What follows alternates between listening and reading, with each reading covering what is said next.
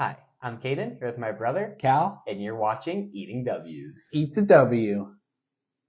That's a W. Let's eat one. Let's eat one. That's a W. On today's episode of Eating W's, we have the prediction episode for the final week of the 2023 NFL regular season. Absolutely insane that we're already here. This season just flew by as they usually do, sadly. But nonetheless, it was a great year, many entertaining games. So hopefully this last week can hold up with how great it's been this entire season so far. Before we jump into these games, though, just a quick update on Callan and I's head-to-head pick'em game. We both had pretty damn good weeks last week, but Callan did a little better, nudging his gap up to 15 points ahead of me. I got 13 total points. Callan put up 15 total points, putting us at a total of me with 164 and Callan with 179. So he's really starting to run away with it. I, of course, am not going to close the gap, but I need to at least chip away at it this week, get some wins here, and then we will see what the playoffs bring us. So let's see if I can chip away with that, starting with not Thursday night football, because there is no Thursday night football game. And since it is not Thursday night football, Cal and I will not pick the same because we always seem to pick the same on Thursday night football. But now we have a Saturday game with the Pittsburgh Steelers heading to Baltimore to take on the Ravens. And as I just said, did not pick the same. I have the Steelers in this one. Callan has the Ravens. Yeah, I like the Ravens in this one, even though they have locked up that number one seed. As far as I know, they're going to play most of their starters, at least most of the game. And because of that, I think that they're just more talented than the Steelers, and they're going to be able to put up more points than the Steelers. Lamar Jackson needs to solidify his spot as a NFL MVP. He really did that last week with 5 total touchdowns last week against the Miami Dolphins team that was leading the AFC East, but we can talk about that a little bit later. But as far as the Ravens Steelers go, I really like what Lamar Jackson has done this year, and I think that he really cements that spot as the MVP with the big win over the Steelers this week. Yeah, he has definitely been absolutely on a tear, but I have not seen a team finish the season like the Pittsburgh Steelers ever. It seems like every year the questions swirl. They're terrible this year. Are they going to be able to do anything? Are they out of the playoffs? And every year they just go on an absolute riot the last half of the season, or even the last quarter of the season, if you really want to be honest. Those final 4 games by the Steelers are some of the most pristine football you'll see for absolutely no reason at all. I mean, Mason Rudolph is their starter. Their defense is borderline in shambles just with injuries and movement and everything else. They fired Matt Canada, their offensive coordinator, and their offense has absolutely skyrocketed since that. It's just insane. It must be Mike Tomlin because he's the only consistent factor in how often they do it. But nonetheless, I do think that tear continues here. I think the Steelers are still fighting for a playoff spot and they want it bad. So they go out and they pick up a divisional win on the road against the Ravens, who probably will play most of their starters, but just don't want it as much as the Steelers are going to in this one. The Steelers are still fighting for a playoff spot, so I could see that where they are just needing it more. Yep, exactly. And then now moving on to the second of 2 Saturday night games with Saturday night football, which will be replacing Monday night football. So no Thursday night or Monday night. Both will be played on Saturday. And we have the Houston Texans heading to Indianapolis to take on the Colts in a game that is for the AFC South division and a playoff spot. And we agree in this one. We both have the Texans winning on the road. I think now that they have CJ Stroud back, they're kind of back to 100% now with some injuries, or some players who were injured coming back finally rather.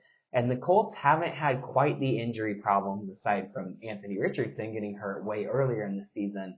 And Gardner Minshew has been playing really well for them. So I'm not fully counting the Colts out, especially with it being in Indianapolis. But nonetheless, I think that the Texans are just the more complete team right now. It'll be really fun to see a rookie CJ Stroud rookie quarterback CJ Stroud in the playoffs.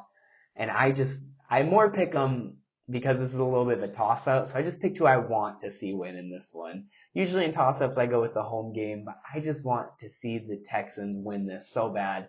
I want to see Stroud in the playoffs. I want to see those Houston fans finally really have something to root for the first time since like J.J. Watt was in his prime, to be completely honest, since like Deshaun Watson's rookie season maybe. Matt Schaub days. Yeah, really all the way back to the Matt Schaub days where they saw consistent success, but just good stuff for Houston there, and I think that they can pick up a win here against their rivals. Yeah, I like the Texans in this one too, and I think this is going to be a lot closer than people think. I definitely see this being a touchdown or a field goal, a one-possession game, if you will. Definitely, since it being a division game, they are likely to be those. But I like the Texans and their roster just a little bit more than the Colts here. The Texans have really showed that they're the more complete team this year with veteran wide receivers, young wide receivers, nice running back combo of Devin Singletary and Dameon Pierce, and that defense led by DeMeco Ryans, who is their head coach, has really shown that they're one of the better units in the NFL this year. And Derek Stingley has had breakout performances this year as last year's first round pick for the Texans, and Will Anderson. So they have a young core on defense and are going to be very surprising if they get to the playoffs. And though this is for a playoff spot, it's only for the division if the Jaguars lose on Sunday.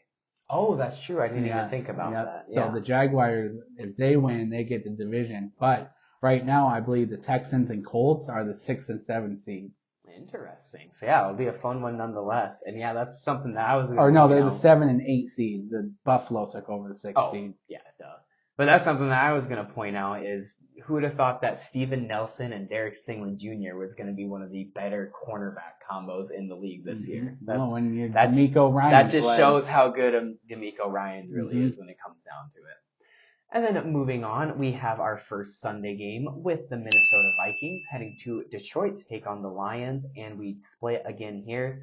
Callan has the Lions in this one. I have the Vikings, and I have them marked as my upset because it would be an upset. The Lions should absolutely dominate this game no matter what. I believe they will play their starters because I think they're still fighting for the 2 seed versus the 3 seed, so no reason for them to not play their starters. But the main reason I have the Vikings in this one is one big reason. And it is because I don't know why it is, and I wish it wasn't this way, but it never fails that when the Vikings get in a point where they are eliminated or all but eliminated from the playoffs, their favorite thing to do is go out and win week 18 and just screw themselves over with a draft pick. The Vikings, if they lose this game, get the 9th overall draft pick or somewhere around there. And if they win this game, drop to the 12th or 13th overall draft pick. So we're talking about a 4 or 5 pick difference right there. So I pretty much just want them to lose at this point. Because for them to make the playoffs, they'd have to win this game. And then pretty much half of the NFC would have to lose for them to make the playoffs. So why not just push ourselves up the draft board? Let's go get one of those nice top 10 picks and just be happy next season. We'll have Kirk Cousins or a non-backup quarterback at least next season. Just prepare ourselves for 2024. But no, it never fails. The Vikings don't want to do that. They're going to go out and pick up a win for that one reason. Well, I see the Lions winning this one because they are still fighting for that 2 seed and still one of the top seeds in the NFC. I don't know about the Vikings and their backup quarterback situation. I don't even know who they're starting, whether it's Mullins or Jaron Hall. Hell, start Dobbs. Let's just really make this go back fun. to Dobbs. Yeah, why not? But I like the Lions in this one. They're just the better team right now. They're the better rostered team. I feel like the Vikings kind of waved the white flag on the season when they started Jaron Hall last week.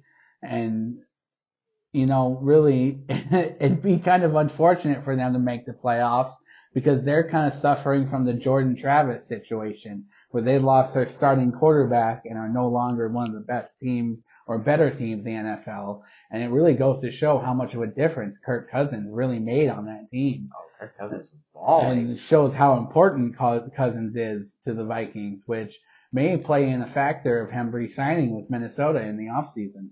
Yeah, I know it's sad to say, but I think in the long run, I want the Lions to win. I think it's more beneficial for the Lions to win, which is the exact reason the Vikings will win. So they're going to pull off the upset exactly when no one wants them to. Exactly. So now one NFC North matchup to the other. We have the Chicago Bears heading to Green Bay to take on the Packers in a game that will eliminate the Packers if the Bears win it. And we split again here. Callan has the Packers in this one. I have the Bears. And I am a big supporter of history repeating itself. I think that that's very true. I think it happens a lot. And though this exact history hasn't repeated itself anytime recently, just last season, the Packers were on the edge of the playoffs. It was a win and in game against the Detroit Lions. And how did it end? It ended with the Detroit Lions winning, eliminating the Packers, and not even going to the playoffs themselves. Exact situation right here. You just replaced the Detroit Lions with the Chicago Bears. I think Justin Fields has been playing super well recently. In fact, last week after their win against the Falcons, the whole crowd there in Chicago was chanting, "We want Fields." That is such a motivation boost. He is quite possibly playing for his career in Chicago right now. And, you know, once a quarterback starts moving around, all of a sudden you're playing for your career in the NFL in general. So he's going to go out there, he's going to play really well, and he's going to do what running quarterbacks always do to the Packers and rush for 100 yards. Oh boy, if we keep him under 100 yards rushing, I like our odds. But I like the Packers in this one because, as I said in yesterday's episode, this team is just so much behind Jordan Love and has so much more confidence than last year. And I think it's really showing how much of a kind of a morale weight that Aaron Rodgers was. Not to say that he was a bad character, but maybe he just didn't have the full belief of the locker room. It's a lot of young guys in that locker room, and they're more closely related to Jordan Love's age compared to Aaron Rodgers' age, which makes a difference when you're especially in a team situation like this. But I really like the Packers in this one because, well, they just continue to beat the Bears. The Bears have not won in Lambeau since 2015, which ironically was the Favre retirement jersey retirement game because I was there. And so we lost because I was there. The reason he thinks the Packers are going to win, he's not there. And I won't be there this Sunday. So, and there's no jersey retirement to spoil that I know of at least. So I really like Jordan Love to have another big game in this one. I think that he's going to go out and have 3 touchdowns again, whether that's combined, whether that's throwing or rushing. He's showing that he can be a dual threat quarterback himself, and that's something the Packers have never really had. You know, Rodgers and Favre are never mobile like Jordan Love is, so that's just a new twist to this whole Packers quarterback legend. And I think that the legend continues to grow with a big win in Lambeau and Love's first playoff appearance in his first season as a Packers starting quarterback. Does no wins in Lambeaus and quickly approaching a decade make you more or less nervous? A little bit more nervous because that's what I was thinking. I mean, odds are, you know, they know that they haven't won there since 2015. So I'm sure that's some bulletin board material. But you know, even if we lose, we are not eliminated. Oh, really? Yes, we would need Minnesota to lose, the Saints to lose, or the Falcons to lose, or the Buccaneers to lose, and the Seahawks to lose. Oh, and the Seahawks to lose. So you would be in the exact situation the Vikings are in right now. Yep. We need all the teams the Vikings need to lose, minus also a Vikings loss. Yeah. Oh, interesting. So now moving on to our game of the week in an NFC West matchup this time. We have the Seattle Seahawks heading to Arizona to take on the Cardinals. And we split here. I have the Seahawks in this one. Callan has the Cardinals as his upset. And I have them as my upset because this is the backup plan for the Packers getting in the playoffs. And I need the Seahawks to lose. So I'm picking the Cardinals to pull off another upset victory. It's going to be hard for them to do that, but coming off the big victory in Philadelphia. But I believe that Kyler Murray is playing very well, and he still thinks he's playing for his job. And because of that, he's going to play a complete game, and he's going to go out there and hopefully shock the Seahawks. And those divisional games, they're always close, no matter what. They always want the bragging rights for the division, for those divisional games. And I think that the Cardinals go out there and play a tough game. They've saved the Packers in the past before. Nathan Poole. Not to pour it on the Vikings. I know exactly what you're talking about. Yep. But the Cardinals have done it for the Packers before. Now, hopefully the Packers just take care of business themselves. But if they don't, I really need the Seahawks to pull off a loss here, and need the Cardinals to get Kyler Murray rolling, and need a big victory for the Arizona to end their season on. Yeah, and I get the Seahawks in this one for pretty much the exact reason, just the other side of the coin. They know that they have a pretty direct path to the playoffs right now with a Packers loss and a win by them. So, or actually, are they a win in it? Nope. No, because Packers would need a win and a Packers loss. So they have the second most direct path to the playoffs. Which is the same scenario also as last season, where they needed to win and the Packers lost to get in. Because they got in. Because they got in as the 7th seed. Well, then there we go. It's full circle. Here I am at history repeating itself again. I think it happens again. I think the Seahawks know this. They know that. I would say just how it's kind of fallen right now. They have the easier game right now. I think it's more likely the Seahawks win than the Packers. Not by much. They're pretty close matchups, but nonetheless, the Seahawks know what they need to do. Their only chance is if they get the job done in Arizona, and I think they go do that, and they beat the Arizona Cardinals at home. Now, finally, we have our last game we're going to talk about with the Sunday night football game with an AFC East matchup. We have the Buffalo Bills heading to Miami to take on the Dolphins, and we stop by agreeing here. We both have the Bills in this one. You want to talk about a coin flip. These are probably the two most inconsistent teams in the AFC right now. The highest highs and the lowest lows between these two teams are almost mind-blowing. So I got the Bills, I guess. That's about my reasoning. I really don't know what's going to happen here. It could easily go either way, especially with this being in Miami. But I think more than anything, it's just the bias poking through. I like the Bills more.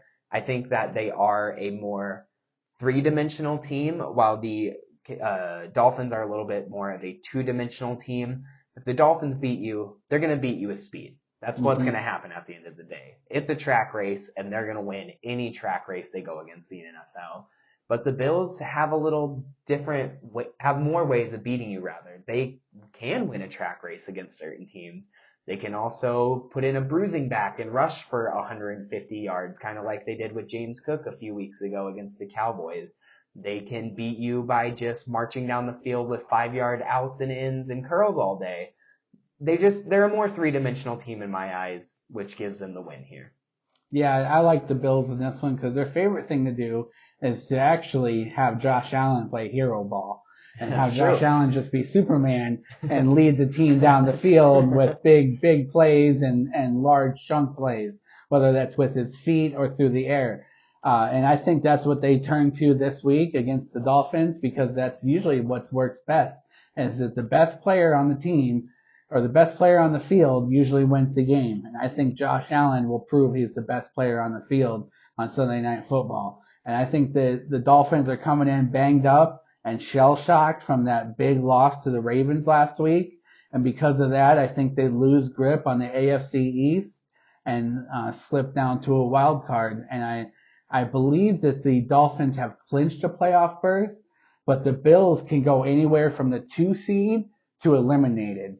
That is hilarious. That's how much of a roller coaster the Bills season is. If their last game comes down to the 2 seed or out of the playoffs. That's exactly what I was about to say. That is so fitting for the season the Bills has had. Definitely. The fact that one game can move them anywhere from 7 to 10 spots on season. That's just exactly how Buffalo's season has gone. So it'll be interesting to see where they actually fall. Yeah, so they have more to play for than Miami too. They really do. So that was our NFL Week 18 prediction episode. Make sure you stay tuned until next week because we will be talking playoffs, baby, next week. So stay tuned until then. Thank you all so much for watching. And until next time, don't forget to eat the W.